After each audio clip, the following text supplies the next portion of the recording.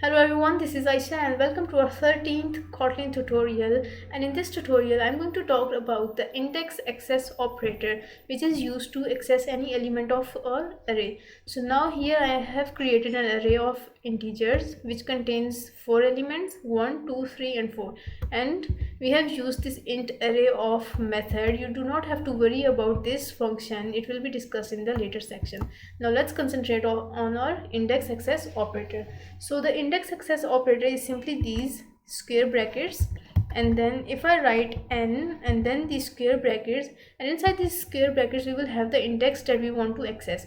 So the indexing of the array starts from 0. So at 0 location we have 1, at 1 location we have 2, and at the second location we have 3, and in the third location we have 4. Now I can write n and then the index 2, which means we are accessing the third element of the array because the indexing starts from 0. Now I can write n of 2 equals 7.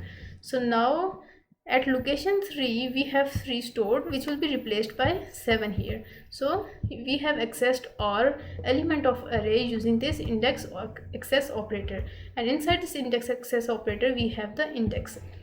Now I can write print line, and location 2 I want to print location 2, so I'll type n and then the index access operator and then 2, and we will have the third element of the array printed. Now the third element of the array is replaced by 7, so on the output screen we will have 7.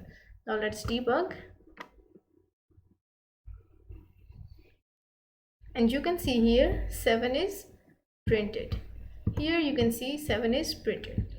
Now what we did in this tutorial, we have an array of integers and then we tried to access the elements of array, and for this purpose we have used the index access operator. And this index access operator is simply these square brackets in which we use the index that we want to access.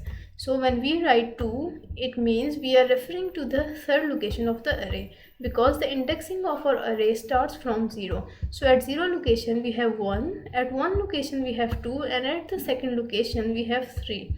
So guys, that's it for this tutorial. Thank you guys for watching the video, and I'll see you in the next tutorial.